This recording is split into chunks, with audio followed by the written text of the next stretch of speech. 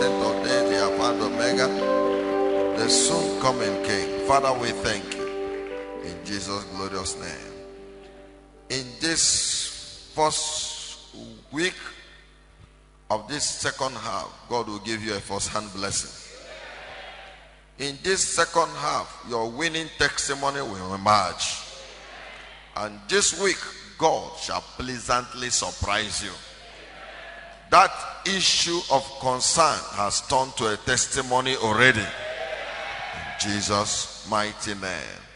Please, you may be seated in the presence of the Lord.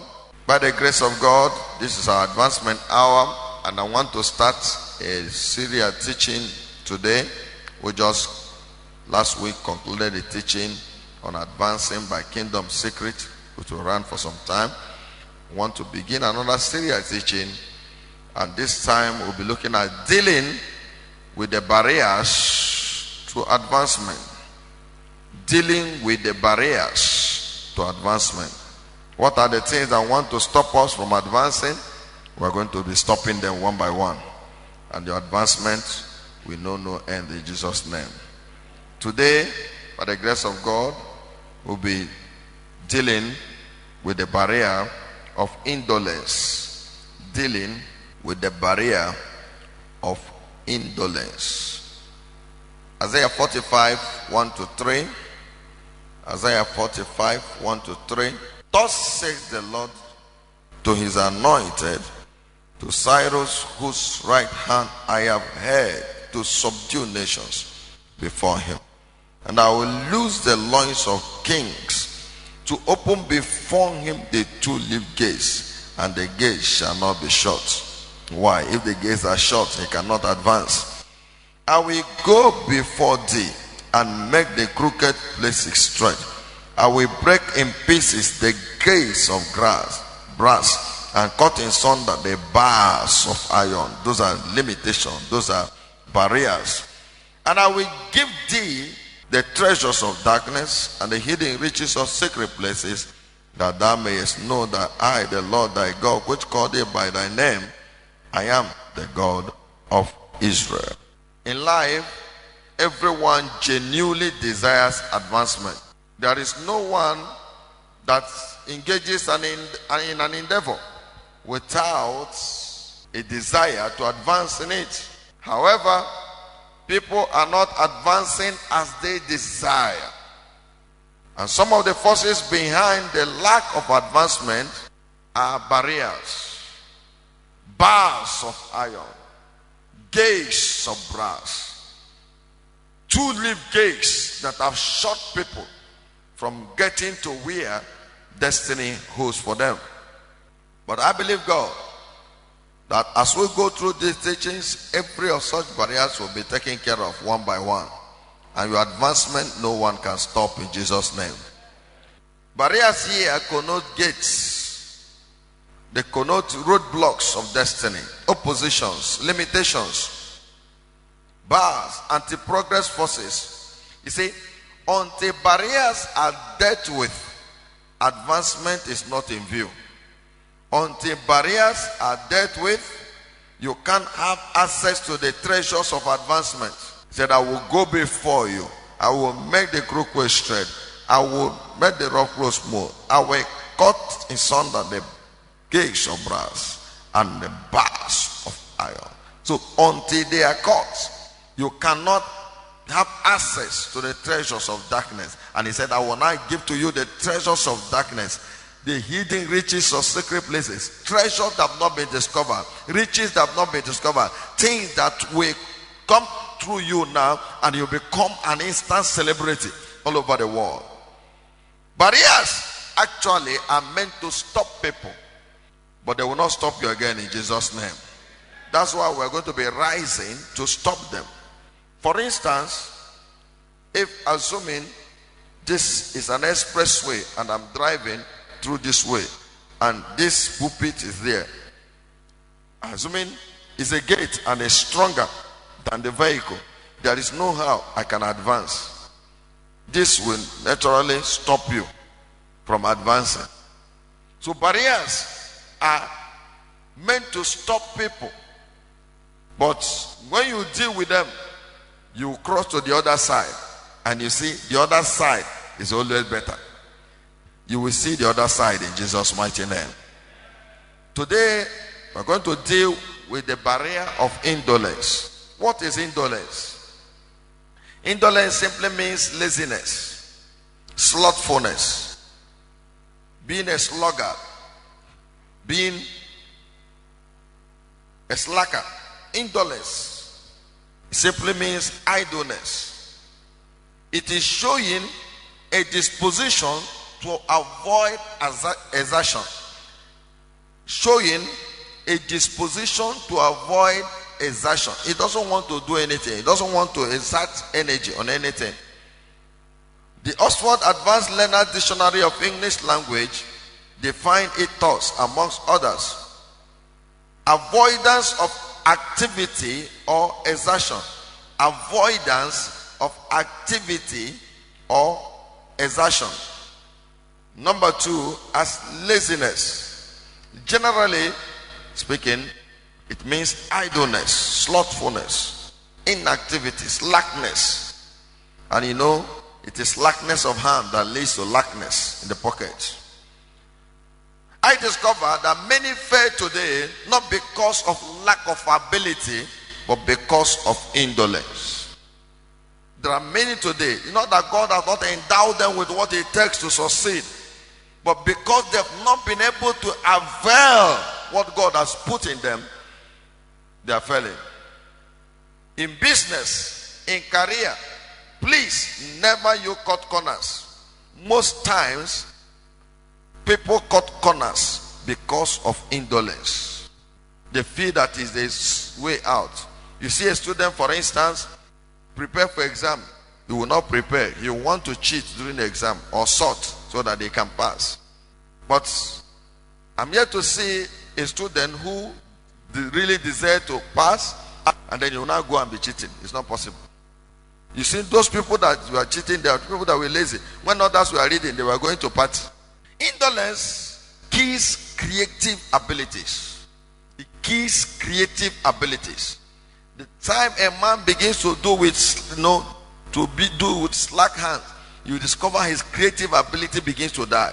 Indolence kills initiatives. We must deal with this demon of indolence. If advancement is our goal, you must deal with it. It's actually sent to stop you, but from today it won't stop you again. To achieve or accomplish anything worthwhile, there is nothing worthwhile in this world you will accomplish without showing some steady effort. The woman that you see waking up in the morning, coming, put fire, do moi, carry it to the market. That's a lot of exertion of energy and alive. Another person may be snoring that time, and after he say it's a witch that is disturbing her from prospering. To achieve anything worthwhile, you must show some steady effort. In every field, in every profession, in every career, if you must stand out, you must show some steady effort. You see, talk is very cheap, and the indolent like talk, but work is not cheap. There are 3 major areas we must fight indolence. 3 major areas, because they attack us in those 3 fronts. Number 1 is spiritual indolence. You see, man is largely spirit, and he has a soul, and he lives in the body. Everything about you, whatever is driving the you we are seeing, is from the spirit. So if you are lazy in spiritual things, you discover that it will affect your spiritual strength and stamina. And that's where you draw strength from. Don't be lazy. Don't be slothful in the study of the word of God, in prayers. I'm talking to us now because we are Christian. Because somebody will say, Pastor, is this not supposed to be a business kind of thing? No. But this is where your strength is coming from. And that gives you an advantage over someone there who is an unbeliever, who is also working hard. Are you getting me now? Because when you build up your spiritual strength, you can draw energy from there. The energy to drive you, the energy that you need to drive your life comes from the spirit man. and you can't afford to be lazy. The devil will want you to be lazy spiritually, in prayers, in the word. Please never do. Hallelujah. If you are sloppy spiritually, many things will slip off your hand. Even your administrative work, I discovered that if you are spiritually robust, even you have the ability to do your administrative work will even be faster.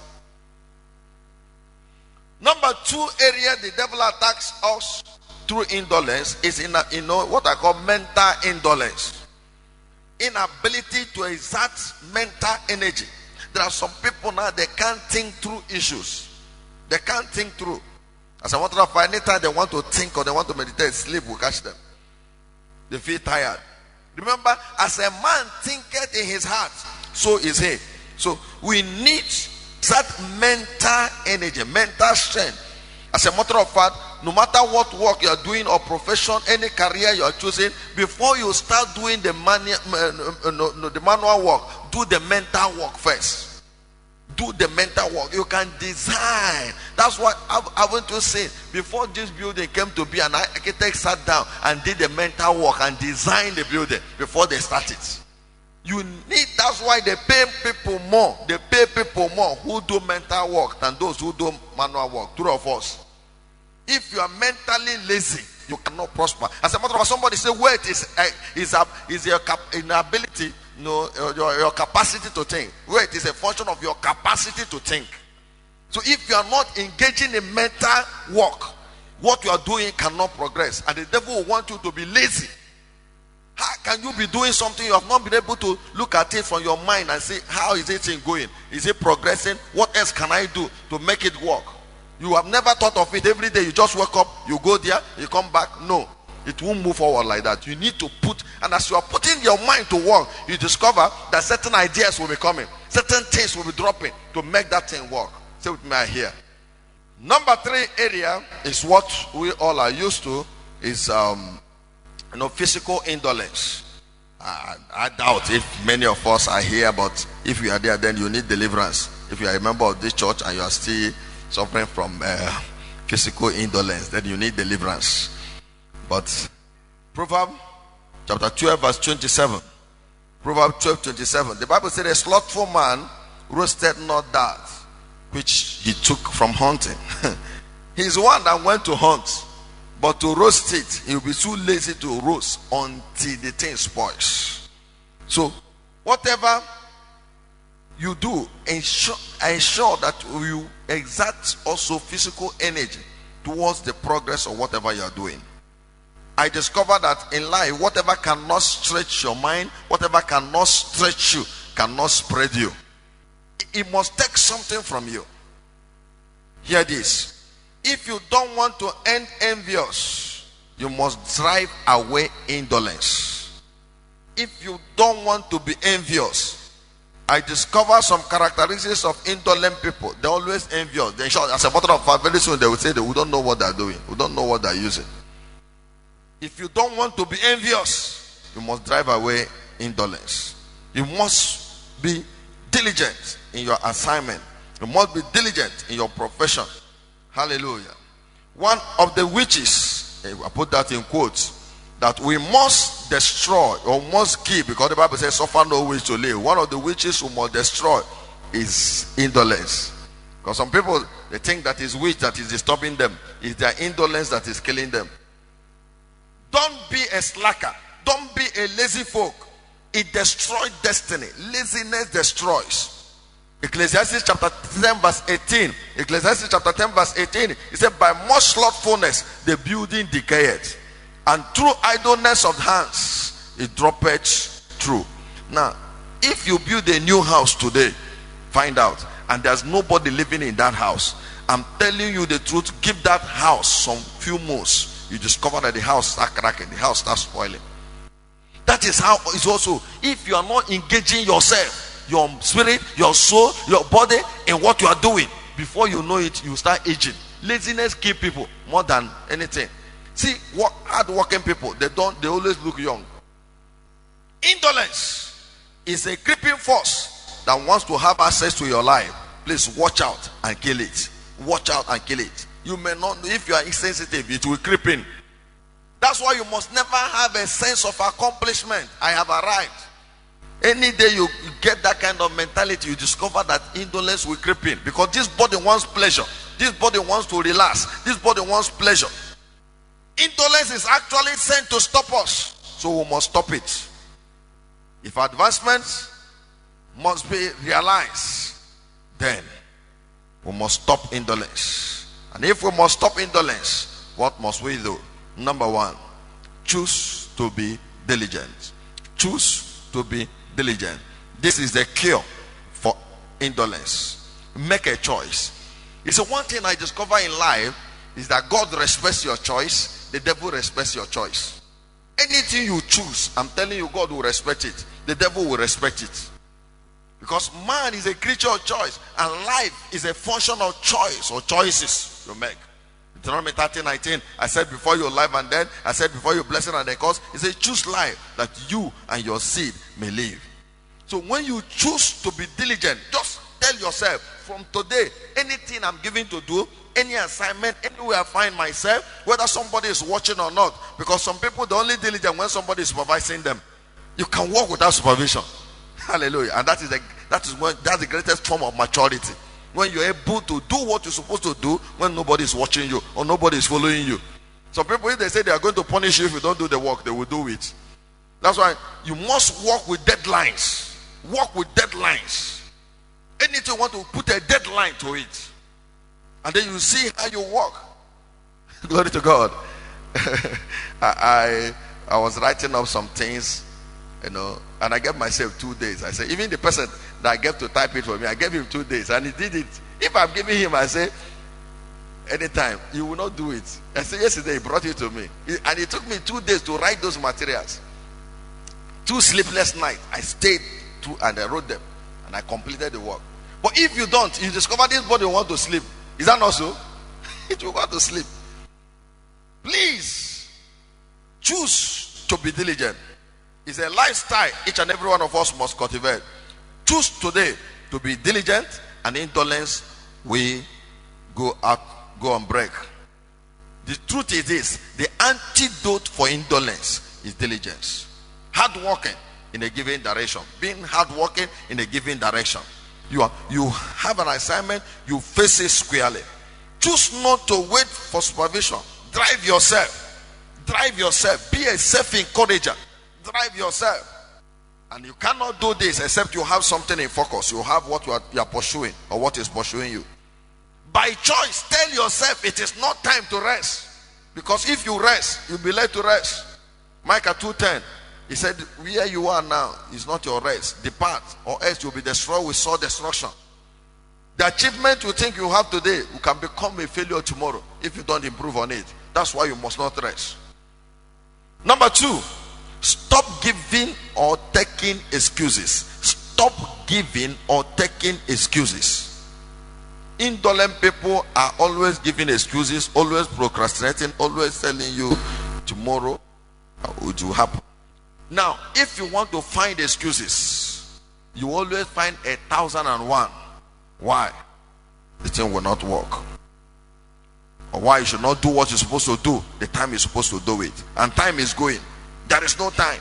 Time is going. You are not getting younger. There are certain things you are doing today that tomorrow you'll not be able to do. And the Bible says you can do all things. So why will you be lazy? Philippians 4:13, the Bible says through Christ you can do what? All things. How many things? Including the one you are dodging now. We can do all things through Christ. Excuses paralyzes your drive.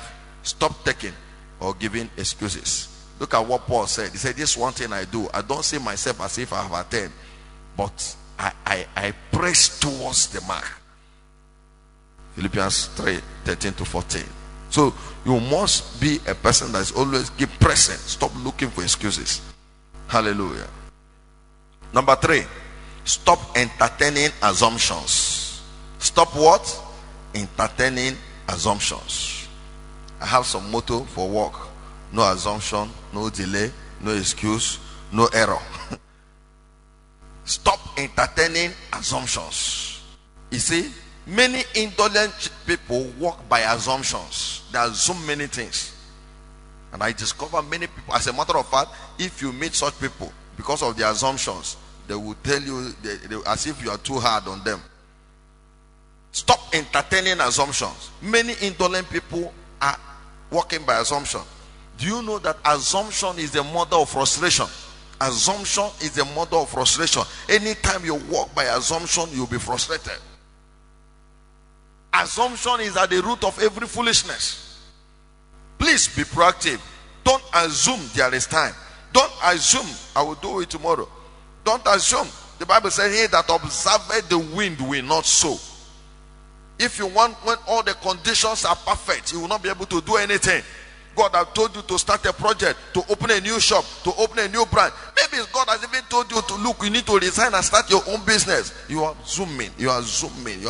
When, okay, let's do it. And the thing is getting. Maybe God has told you that you need to go and get more skill, get more, qualification, professional qualification. You are zooming. I will. When the thing is okay, when they increase our salary and they refuse to increase the salary. May God give us understanding. Say with me, no more assumption. No more assumption. Many of us are acquainted with the law of motion, or the law of inertia. You see, every object will remain at the state of rest until a relevant force is applied. If you allow things to be the way they are, nothing will move. You want to move something, somebody has to move it. So be the mover. Hallelujah. Move your life forward by choosing not to be indolent. I pray that as we take heed to this one again, every form of barrier that indolence has brought our way will be shattered in Jesus' name, and you will begin to make progress. You begin to achieve more. You begin to have more testimonies in the name of Jesus Christ. Rise on your feet this morning. Did anybody get anything from what we have shared this morning? This one is a charge. Every morning we come here to recharge our battery for the week. Glory to God. So that we can take charge in the field. You will win this week. You will return with testimonies this week.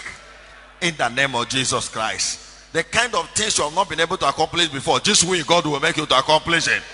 God will give you contact this week that you will eat from all the days of your life.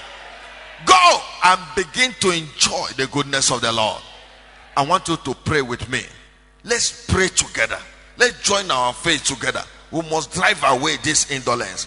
We pray like this, because Matthew 15:13 says, whatever tree my father had not planted, it shall be rooted out. Father, uproot every form of indolence in my system, in my blood, spiritually, mentally, physically. Lord, I uproot every form of indolence to the end that my advancement will know no limits in the name of Jesus Christ. Are you ready to pray?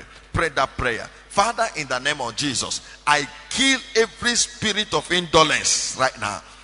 Everywhere indolence is planted in my system, in my body, in my blood, my spirit, Lord, I flush them out right now by the blood of Jesus. Mighty God, you are not the one that planted it in me. You are a hard worker. You worked 7 days before you rested. You walked. Jesus came here and said, I must walk. Father, every form of indolence in our lives, let it be uprooted right now. Jesus, by your power, destroy every root of indolence. Let it be born by fire of the Holy Ghost right now. Every form of idleness, every form of slothfulness, every form of laziness, let it be destroyed. Mighty God, spiritually, I will not be lazy. Mentally, I will not be lazy. Mighty God, physically, I will not be lazy. Every form of weakness sent from the pit of hell against my destiny to make me indolent, to make me dull-minded, to make me spiritually dull, to make me physically dull, I come against it in the name of Jesus. Every form of activity or spiritual cataract that makes me to wake up and then I don't feel lazy from doing anything, I feel tired of pursuing any goal, Father, I crush it right now. Every network in the spirit, in the physical, to stop me by indolence, I stop them. Mighty God, let your fire divorce me from every form of indolence. Let the fire of the Holy Ghost put a new fire in me. Put a new fire in me. In the name of Jesus, I choose to be diligent. I choose to be diligent. I choose to be diligent. I choose to stop taking excuses. I choose, mighty God, not to walk by assumption. I choose not to sleep too much again. Father, help me. Thank you, mighty God. In Jesus' glorious name, the Lord God of heaven will be with you. Every form of indolence, the one that has been projected into you by spiritual forces, by spiritual caterers in the night, by what you ate in the night, I command such to be uprooted in the name of Jesus.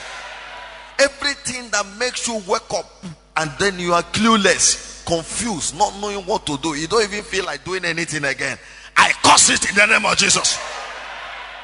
Anything that makes things to drag in your hand, I command such to be destroyed in the name of Jesus.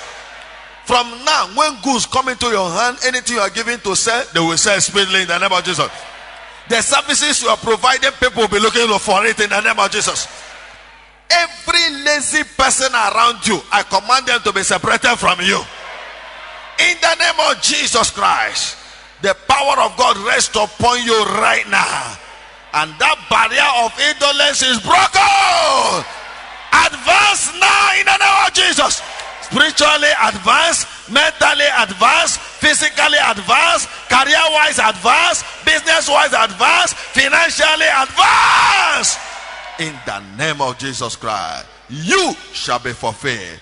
This second half shall be your winning half. And when you win in the second half, you're a proper winner. So you will win indeed in Jesus' name. Hallelujah.